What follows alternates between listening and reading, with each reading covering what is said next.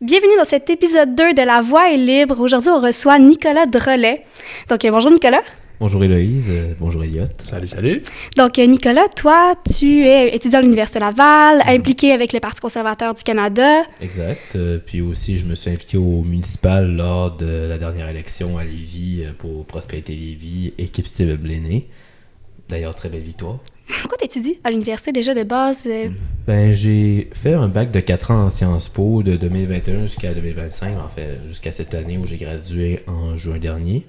Puis après ça, comme j'adore vraiment tout ce qui est la communication politique, ben j'ai voulu m'orienter vers la communication publique et aussi les relations publiques aussi, vu que c'est dans ce domaine-là où je voudrais aller, surtout pour conseiller des gens notamment.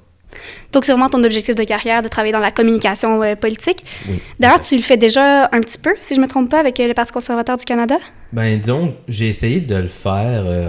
Tu sais, c'était pas mon titre officiel, mais des fois, j'essaie de donner des petits conseils par la bande de communication, notamment lors de la dernière campagne fédérale où j'essaie d'expliquer un peu à mon candidat que je soutenais, ce qui était mieux de dire ou de ne pas dire, c'était quelle était la meilleure orientation à prendre. Bon, ça n'a pas toujours été écouté. Et on sait ce que ça a donné. Puis pourquoi le Parti conservateur du Canada? Ben, en fait, j'ai toujours été fasciné par la politique. Puis, tu sais, mon père parlait et parle beaucoup de politique. Il n'a jamais été militant, mais c'est un sympathisant conservateur.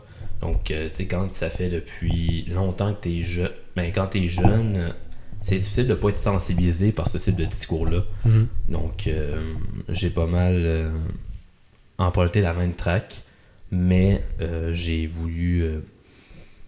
mais cette fois-ci, je voulais vraiment être plus militant que, par exemple, mon père ne l'est. Et donc, il y avait des valeurs aussi au fédéral parce que... Ouais, ça, j'allais te demander, est-ce que tu adhères aux valeurs ou c'est seulement juste t'as repris la pensée de ton père? Ben, beaucoup plus. Ben, c'est sûr que mon père m'a influencé quand même au niveau des valeurs. Sauf que, tu sais, ce sont ces valeurs-là qui m'ont fait rejoindre le Parti conservateur. Et ce, même si j'étais en fort désaccord avec le chef de l'époque quand je suis entré au Parti conservateur. Est-ce que tu trouves qu'il y a assez de jeunesse qui représente les conservateurs? Est-ce que tu penses qu'il devrait y en avoir plus, y en avoir moins? Est-ce que tu penses que ça a un impact positif ou négatif? Ben, au Québec, je trouve qu'il y en a quand même très peu, en revanche. Sur la majorité de la population, il y en a quand même véritablement peu. Puis je trouve ça dommageable parce que on a souvent cette espèce de vieux narratif-là dans certains médias établis. Je n'aimerais pas de nom, on veut éviter les poursuites. Où, ben, conservateur égale méchant, libéral égale gentil. Non, c'est beaucoup plus complexe que ça. Parce que on dit souvent, ben là, les conservateurs, conservatisme fiscal, c'est nécessairement le nationalisme économique ou une affaire de même. Alors qu'en réalité, non. C'est même plutôt le libéralisme économique. Parce que le terme libéralisme a été souvent teinté par ce qu'on appelle le Parti libéral du Canada et le Parti libéral du Québec, par exemple, qui n'ont absolument rien de libéral. Il n'y a rien de libéral là-dedans. Alors que, par exemple, le libéralisme économique, c'est pas « Ah ouais, on va mettre plus d'État dans la vie des gens ». Au contraire, c'est même une méfiance envers l'État. Donc, dans le fond, comme on dit, conservateur égale méchant, gauche égale gentil. Mm-hmm. D'où est-ce que tu penses que ça vient? Est-ce que ça commence à l'école? Ça commence avec les discussions, les amis, les médias? Ça vient d'où, en fait, ces préjugés-là, selon toi? Ben, ça vient déjà d'un manque un peu d'éducation à l'école parce que nos professeurs sont quand même très biaisés et ça, à l'université, on leur manque absolument. Surtout beaucoup. Je n'ai rien contre les profs en particulier, surtout s'ils sont de gauche, mais tant qu'ils traitent bien leurs étudiants, peu importe d'où viennent leurs bords politiques. Par exemple, j'ai déjà eu des profs à l'université, notamment mon chargé de cours François Larouche, que je salue en passant, qui était de gauche, qui a été conseillé par Pauline Marois avant, et qui était quand même un bon prof. Ça n'enlève rien aux qualités personnelles. Par contre, au secondaire, on parle beaucoup plus en mal des premiers ministres du Canada qui étaient conservateurs versus les premiers ministres libéraux. Comme, tu sais, on en dit plus de mal sur Brian Mulroney. D'ailleurs, pour un gars qui a régné pendant plus de 8 ans c'est quand même très réducteur de ne parler que du lac Meech, alors qu'il y a beaucoup plus de choses plus profondes qui devraient être abordées à mon sens. Puis est-ce que donc j'imagine qu'avec ce que tu me dis là, tu penses quand même que l'éducation par rapport plutôt à l'école secondaire influence le résultat des pensées idéologiques de nos plus jeunes. Je veux dire, en jeunesse, c'est plus facile de voir des gens qui vont se diriger automatiquement vers des partis comme Québec solidaire, le Parti québécois. Est-ce que tu penses que ça a un impact à long terme avec ces gens-là? Est-ce que tu penses que ça fait en sorte qu'ils changent pas d'idée? Est-ce que... Ben, je trouve que comme impact à long terme, ça aide pas personne, ça n'aide pas la société, parce que le problème, c'est que ça rend notre monde très manichéen. Alors qu'en réalité, on est dans un monde qui est très complexe, où on essaie de façonner une espèce de monde un peu manichéen, où si tu penses pas comme moi, c'est nécessairement une menace. C'est ça, j'ai pas envie de vivre dans ce monde-là. Parce que, à un moment donné, c'est que ça vire au climat anxiogène. Par exemple, combien de fois on nous parle de fascisme à l'université, alors que je suis sûr que la majorité de mes anciens collègues, sans vouloir manquer de respect à mes anciens collègues de Sciences Po, je pense pas que ce monde-là qui emploie le terme fascisme à tort et à travers, je pense pas qu'ils ont une certaine idée de c'est quoi le fascisme, le vrai fascisme. Peut-être qu'il a été connu dans les années 30 ou dans les années 20 même, vu que ça a pris racine surtout dans les années 20 avec l'arrivée de Mussolini au pouvoir. Pour reprendre ce que tu as dit que tu ne veux pas vivre dans ce monde-là, tu parles d'un monde justement où il y a beaucoup de divisions puis de préjugés par rapport aux idéologies, où les gens n'arrivent pas à s'exprimer peut-être. Exact. Dans quel monde alors tu aimerais vivre? Mais dans un monde où on se parle tout simplement. Parce qu'à un moment donné, c'est un monde qui se parle pas. Puis je me souviens, à un moment donné, Charlie Kirk avait un influenceur conservateur avait dit une affaire qui est très semblable, c'est que quand un couple ne se parle pas, il pense au divorce. Ou du moins, ça risque de finir en divorce. Et quand un peuple ne se parle pas, ça vire à la guerre civile. Puis, tu sais, je pense pas qu'ici, il y aura nécessairement un risque de guerre civile, mais sauf qu'à un moment donné, c'est que ça vire parfois même dans le personnel aussi, où il y a des gens qui se parlent plus, juste pour donner une petite anecdote, à un moment donné, mon grand-père maternel, je l'ai jamais connu, mais c'est une anecdote qu'on m'avait rencontré, mais lui était souverainiste pour le camp du oui. Puis à un moment donné, il s'était fait crever ce taille de char par un autre membre de la famille. Ouais. Pour purement un désaccord politique. Donc ça divise énormément, même dans les familles. Fait que Absolument. Au Québec, partout aussi, clairement. Exact. Est-ce que tu as vécu un genre de division comme ça dans ta propre famille? Un conflit d'intérêts? Non. Habituellement, on est quand même capable de se parler, même si on n'est pas d'accord. Oui, des fois, c'est sûr, il y a de la passion. Puis bon, des fois, ça gueule un peu, mais ça va jamais jusque-là. Mais tu sais, c'est sûr que l'anecdote que je viens de présenter, c'est purement anecdotique. Par contre, c'est sûr qu'il y a des affaires de même qui se produisent. Là. Puis, et j'ai peur que... Je crains qu'on vive dans ce monde-là. Puis c'est pas un monde que je trouverais acceptable pour personne. Trouves-tu que le débat est ouvert ici au Québec? Trouves-tu que la discussion est démocratisée? J'aimerais te dire que oui, mais malheureusement, pas tant. Puis ça, on le voit par exemple avec nos fameux débats qu'on voit un peu à une certaine chaîne publique où on avait vu par exemple Alexandre Beauregard qui était venu à cette émission présentée par une certaine personne qui cherchait absolument à le talonner dans les coins et lui dire « Ouais, mais vous, Étienne Alexandre, êtes-vous... vous êtes chrétien? Est-ce que vous êtes pour l'avortement? Est-ce que vous êtes pour le mariage gay? » Mais non, parce que ce qu'on appelle ces débats dans cette fameuse chaîne publique-là, ça s'appelle plus un dîner de cons qu'un vrai débat. Ouais. Donc les médias sont biaisés. Oui, absolument. Mais surtout, mais le fait, ce qui me dérange, c'est pas tant qu'ils soient biaisés, c'est qu'ils l'assument pas. Tu sais, par exemple, TVA, ça paraît que c'est très biaisé comme chaîne. Quand ça se fait que, par exemple, que la chaîne publique en question ne reconnaît pas qu'elle n'est pas neutre dans son traitement de l'information, ou encore dans sa façon un peu d'inviter les gens, dans la façon d'interviewer des gens, c'est quand même pas normal qu'il l'assume pas, alors que, tu sais, comme mon père le dit quand il regarde certaines de mes chroniques, le jupon dépasse. Tu sais, ça paraît que t'es biaisé, là. Ouais. D'ailleurs, toi, tu as été rédacteur pour Impact Campus? J'ai été chroniqueur, oui. Puis, Puis c'était quand même le fun écrire jusqu'à un certain point où à un moment donné, je commençais à en avoir un petit peu assez. Parce que là, il commençait vraiment à resserrer la possibilité de sujets sur lesquels tu pouvais écrire. Puis à un moment donné, ça devenait un peu étouffant. Là. Et c'est pour ça que au mois d'août dernier, j'ai préféré ne pas retourner à Impact Campus. Surtout à cause de certaines politiques qui ont été plus sombres sur certaines politiques du journal et ça me brise le cœur un peu. Donc, on rappelle aussi, Impact Campus, c'est le journal de l'université. Exactement. Donc, le journal de l'université n'est pas neutre et t'empêche d'écrire sur certains sujets.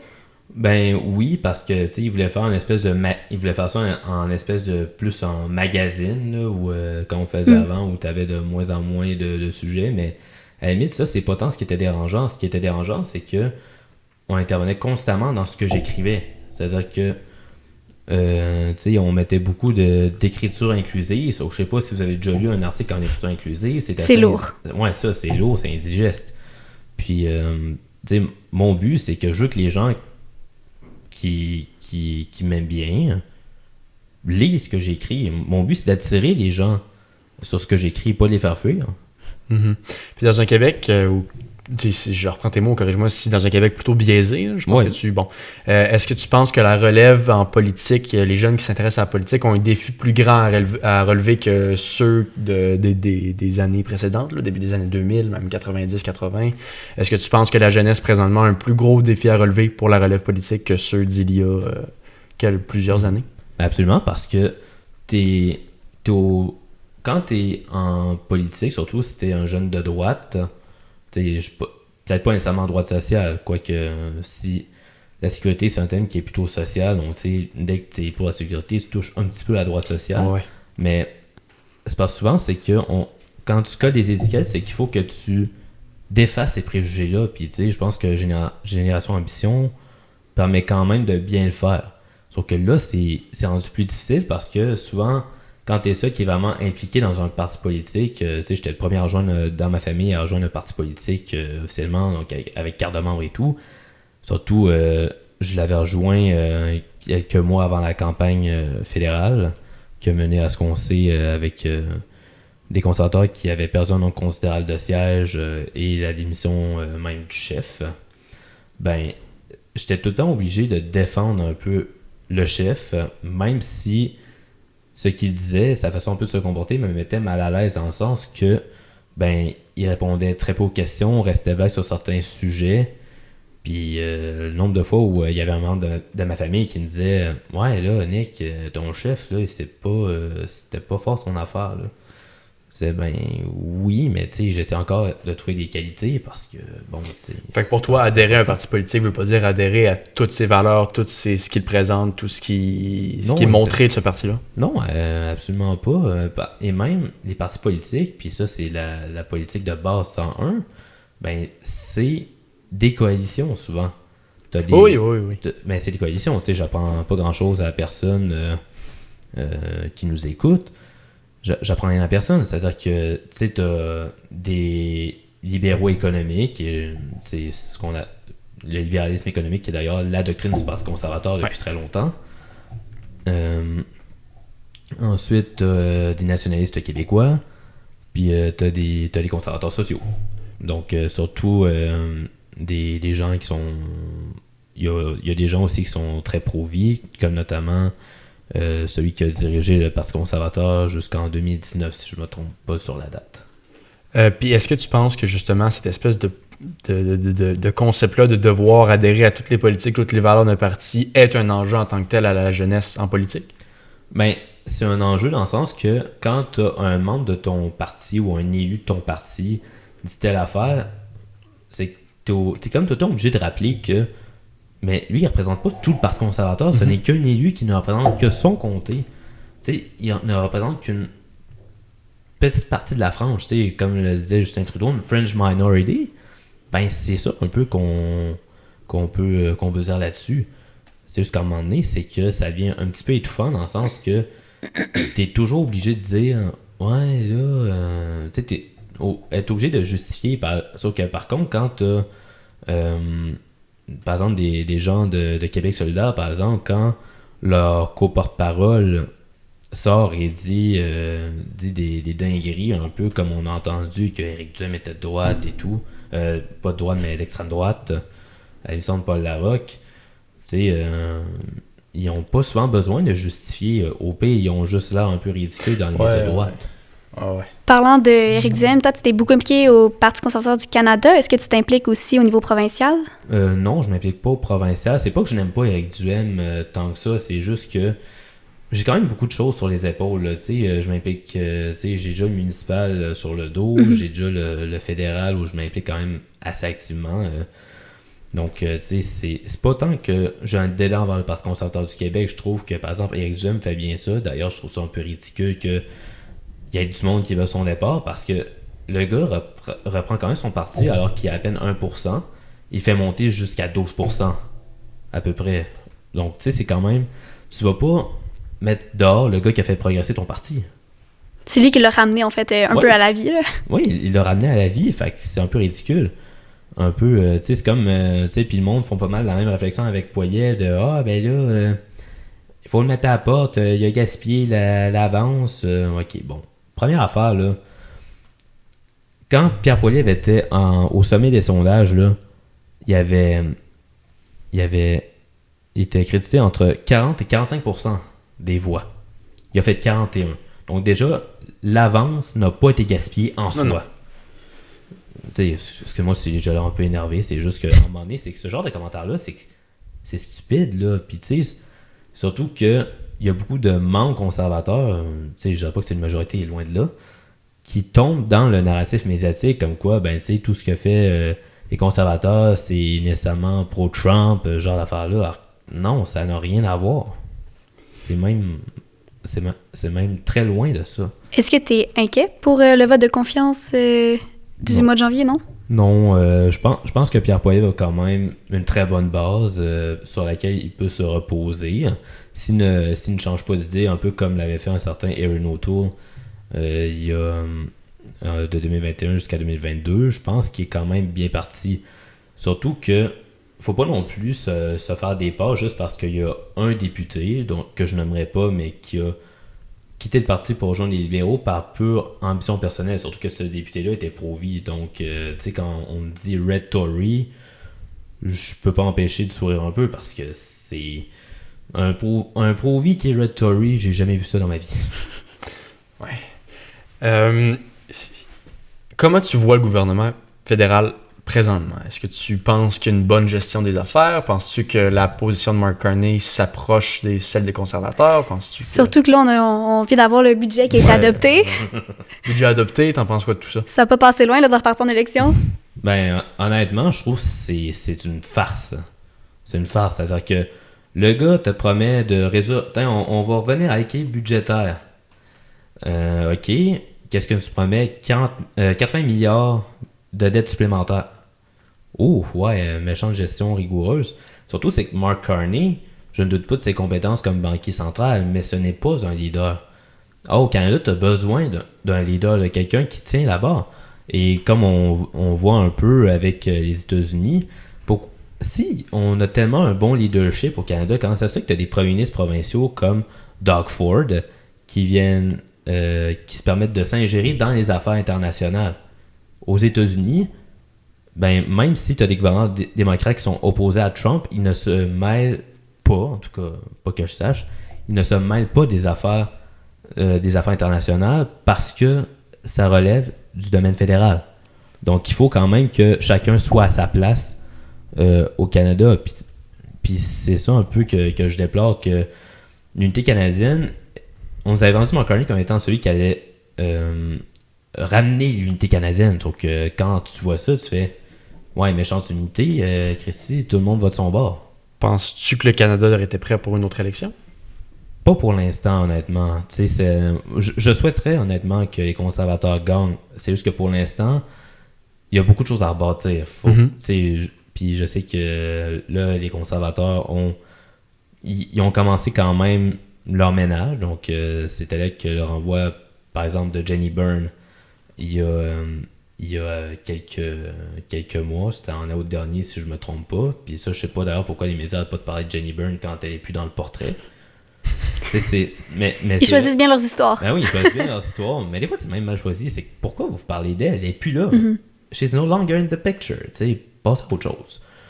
Mais, puis tu sais, mais c'est vrai que Pierre Poilievre devrait être un petit peu mieux entouré. Je dis pas que Pierre Paulus ne fait pas une bonne job, au contraire. Je pense qu'il a fait très bien dans les circonstances qu'il a avec les angles qu'il a, si je peux utiliser ce terme-là. Parce que c'est vrai que c'est des situations qui sont pas tout le temps faciles. Puis, dans le cas de Pierre Poilievre, c'est ça, des meilleurs conseils. Et par exemple, aller plus dans les médias alternatifs comme les podcasts. Puis d'ailleurs, il l'a très bien compris en allant notamment à celui de Yann et Frank. Yann et Frank, je vous salue en passant.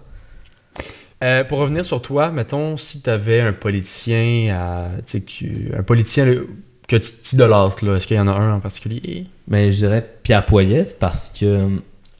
Puis aussi Brian Mulroney pour notamment le courage qu'il avait de prendre des décisions difficiles dans des temps très difficiles. Mais je trouve que Pierre Poilievre suscite encore plus mon admiration parce que le gars, l'année passée, a quand même fait face à la tempête. Ou en tout cas, il y a 2 semaines, il avait fait face à la tempête. Et qu'il est quand même bien parvenu. Il ne faut pas non plus se le cacher. Puis surtout, Pierre Poilievre, quand j'étais jeune, j'écoutais un peu les débats à la Chambre des communes, puis je voyais ce type-là parler avec tellement d'assurance. Puis je me suis dit, wow, le gars, il a quand même du courage de faire de la politique. Parce qu'il faut toujours avoir un petit grain de folie quand tu veux faire de la politique. Ouais. Tu sais, tes enfants qui se font exposer, ta vie privée qui sont passés au crible, puis on l'a vu notamment dans les élections municipales à Québec avec Stéphane Lachance, que on voulait carrément aller achaler les enfants de Stéphane Lachance. On a sorti les vieux tickets de voiture. Ben oui, puis sortir les vieux tickets de voiture, tu sais, à la limite, si vous voulez faire ça, ok, mais faites-le avec les autres. Tu sais, si vous dites que vous êtes tant impartial que ça, prônez ce que vous dites.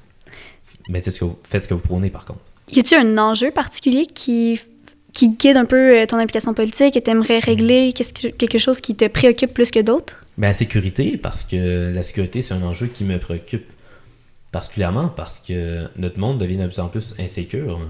T'sais, notre monde, c'est pas juste nous les conservateurs, c'est les habitants qui vivent pas juste dans nos banlieues, mais qui vivent aussi dans des milieux plus urbains. Je pense par exemple à dans ma ville, là où je vis, c'est quand même relativement sécuritaire. Il y a très peu de crimes qui se passent. Par contre, si tu vas dans l'est de Lévis, tu as des gardes-gangs entre la Blood Family Mafia et les Hells Angels.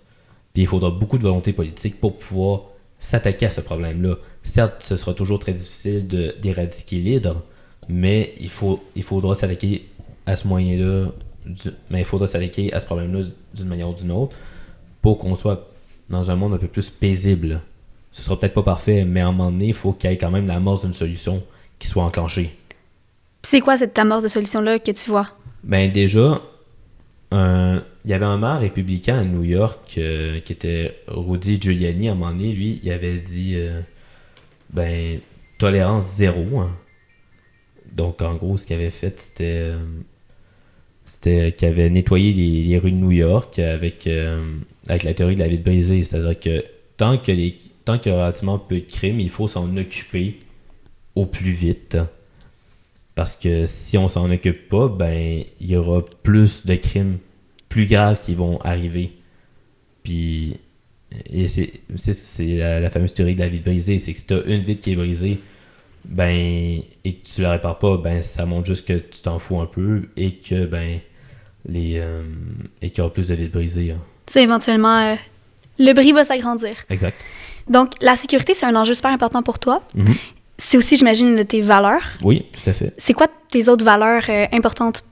Tout d'abord, une de mes valeurs les plus importantes, déjà, c'est que un certain patriotisme. Puis, tu sais, là, c'est pas de « moi, j'appuie aux États-Unis à cause de Trump ». Tu sais, ça, c'est... Je trouve pas que c'est pas du vrai... C'est pas du vrai patriotisme. On dirait que c'est juste performatif parce que je suis sûr que ce monde-là, là, dès que l'hiver va arriver, là, ce seront les premiers à sauter dans un avion pour la Floride. Donc, tu sais, je suis très dubitatif par rapport à ce type-là. C'est juste que, en revanche, c'est le patriotisme, c'est qu'il faut aimer un peu son pays. Tu peux pas vivre dans un monde où tu n'aimes pas ton pays. Ça, ton pays est peut-être pas parfait, mais tu peux quand même être fier de ce qu'il est capable de réaliser, qu'il a un potentiel de fou. Donc, tu sais, ça, c'est l'amour... mais l'amour du pays, par exemple, que j'aime bien, qui est le Canada. Qu'est-ce que t'aimes du pays? Son potentiel, c'est quoi que... Son équipe de baseball. Son équipe de baseball, OK. Oui, mais aussi, notre potentiel de fou, on est quand même le 2e plus grand pays du monde. Mhm. Donc, puis on a un potentiel de fou à titre énergétique, à titre économique. C'est vrai. Mais on préfère ne pas le faire pour ne pas déplaire à certains groupes d'intérêt. Hein. J'essaie de ne pas outrepasser pour rester quand même dans les limites de ce qui est poli. Mais à cause de certains groupes d'intérêt, on ne peut pas exploiter ça. Puis, par exemple, tu sais, il y a des moyens qui sont certes moins polluants, comme par exemple le nucléaire, qui serait très utile, hein, que je pense que ce serait même plus utile à utiliser que des panneaux solaires ou des éoliennes. Fait qu'on comprend que t'es zéro souverainiste. Là. Non, pas du tout. Mais même si une partie de ma famille l'a été, moi je ne suis pas souverainiste du tout. Puis tu sais, surtout que si admettons, les gens prônant le souverainisme proposaient, par exemple, qu'on ait un État qui soit un État libéral, donc avec des droits et libertés et tout, ok, sauf que là, ce qu'ils veulent, sauf que là, ce qu'ils prônent, puis ça, c'est M. Saint-Pierre Plamondon qui l'avait dit, c'était on va aller commencer à les checker dans les téléphones des enfants. Ben, pas checker dans les téléphones des enfants, mais on va contrôler le temps d'écran des enfants. Mais ça, c'est la job des parents à faire ça.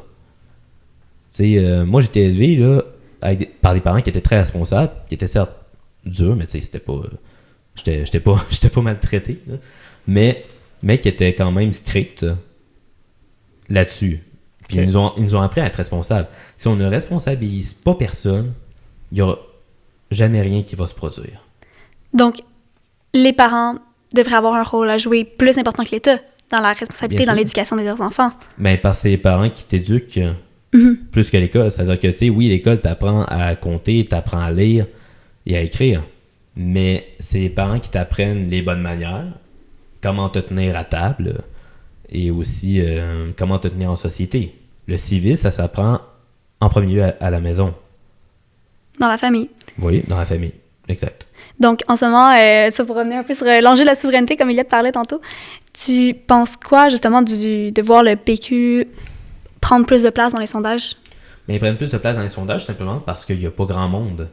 Tu sais, le PQ, ben, il commence un peu à avoir du plomb dans l'aile. C'est tombé récemment que Pablo démis de ses fonctions sa chef parlementaire, Marois Risky, pour avoir congédié sa chef de cabinet. Donc, c'est pas étonnant. Puis, tu sais, la CAQ commence à péricliter dans les sondages. Puis le PCQ monte et stagne à la fois. Ouais, ils sont assez stables. Mais ils restent stables. Mais c'est pas étonnant. Par contre, c'est du 33-34%. Tu sais, on est très loin que, par exemple, je pense que c'est 1993 ou 94 où tu avais, par exemple, le PQ qui avait 46%, le Parti libéral du Québec avait 44% des intentions de vote. Donc, tu sais, on est très loin de ce type d'enjeu-là.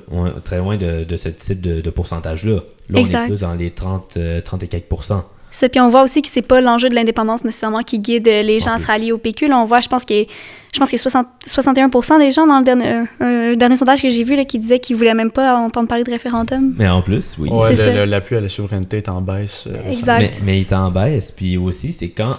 Tu sais, à un moment donné, j'ai écouté un podcast, c'était Yann Frank avec le professeur Vincent Geloso, où Geloso, il disait, ben, quand tu fais des discours sur l'immigration, là, c'est parce que les immigrants, il y en a qui seraient intéressés par l'enjeu de la souveraineté et qui pourraient, mais sauf que si tu les repousses, ça marche pas. Tu sais, c'est pas normal d'avoir à le dire. Ouais. Fait que, tu sais, à un moment donné, il faut quand même que on soit quand même intelligent. Tu sais, s'ils veulent faire leur référendum, parfait, mais sur quelques discours, je leur garantis pas une grosse victoire. Ça va même une défaite assez écrasante. Puis, et surtout, tenir en troisième référendum serait complètement idiot parce que c'est parce les deux premières fois, là, le camp du oui a perdu. Là. À un moment donné, là, comprenez le message, avancez. Oui, vous pouvez prôner autant que vous voulez, mais commencez donc par bien gérer ce qui se passe à notre niveau. Parce que si on n'est pas capable de gérer en tant que province, vous pensez vraiment que vous allez nous gérer en tant que pays? Absolument pas. Mais si en ce moment, on a de la misère à gérer notre économie, notre système de santé, il y a des ambulances qui attendent en ligne devant la salle d'urgence pour déposer leurs patients. Là, il y a tellement d'autres choses à régler avant. Exact. On n'a même pas prouvé qu'on est capable de gérer notre propre province. Là, on veut gérer un pays. Ben oui. surtout l'argument de PSPP de voici ce qu'on peut faire avec la moitié des impôts. Regardez ce qu'on peut faire si on avait tous les impôts. Non, je sais déjà pas mal ce que vous allez faire et il n'y en est pas question. Surtout que les gens souvent qui sont hyper souverainistes vont dire ben là, tout est de la faute d'Ottawa. Non, au Québec, on a notre part de blanc. Puis là, je sais, je vais me faire traiter de Québec bashing. On sait, les haters, on sait très bien qu'est-ce qu'ils vont dire. Mais c'est parce que dans notre bureaucratie aussi, ça marche pas. Tu sais, je sais parce que j'ai travaillé dans l'administration publique. J'ai été fonctionnaire au ministère du Conseil exécutif. Puis, même j'étais un petit préposé au renseignement, la liste des membres du gouvernement, par exemple, n'était pas à jour. Par exemple, j'étais arrivé là en 2024, puis c'était en juin, puis c'était parmi la liste des membres du gouvernement, whip en chef, Éric Lefebvre. Sauf qu'Éric Lefebvre, ça faisait depuis 2 ou 3 mois qu'il était parti de la CAQ là, parce qu'il avait été investi comme candidat par Pierre Poilievre pour les élections fédérales. Puis, tu sais, si juste à ce niveau-là, ça marche pas, imagine, en haut, ben plus haut, comment ça doit pas marcher. Tu sais, il y a du ménage à faire dans la bureaucratie. Oui, c'est pas facile, mais à un moment donné, la grade, faut qu'elle soit passée. Donc, un plus petit État, moins de bureaucratie, moins de réglementation, peut-être? Exact, tout à fait. Libéralisons ce qui peut être libéralisé. Tu sais, par exemple, ce qu'on ne peut pas confier au privé, l'État peut s'en charger parce que l'État, à chaque fois que l'État sort de ses fonctions régaliennes comme la justice, la sécurité, la santé et l'éducation, puis accessoirement aussi les routes, ben, ils font souvent n'importe quoi avec l'argent du monde. Et on l'a vu notamment avec Nordvolt, on l'a vu avec Lion Electric, Tiger Motors, tout ce type de scandale-là, c'est pas... ça marche pas, puis surtout, tu veux truster ce gouvernement-là pour aller faire la police sur Internet, sauf que ce monde-là, on a déjà de la misère à monter un site Internet à faible coût. Tu sais, on l'a vu très bien avec, je pense que c'était avec le site de la SAC, où, ben, tu sais, il y a des gens qui travaillent dans le privé là-dessus, puis qui peuvent le faire à moyen coût et avec beaucoup plus d'efficacité. Puis pas des dépassements de coûts imprévus. Ben oui. Mais en tout cas, Nicolas, merci beaucoup, merci beaucoup. Très belle d'avoir accepté de nous parler aujourd'hui. On est super contents, c'est super enrichissant comme discussion. Grand plaisir. Puis merci beaucoup. Passe une belle journée. Au revoir.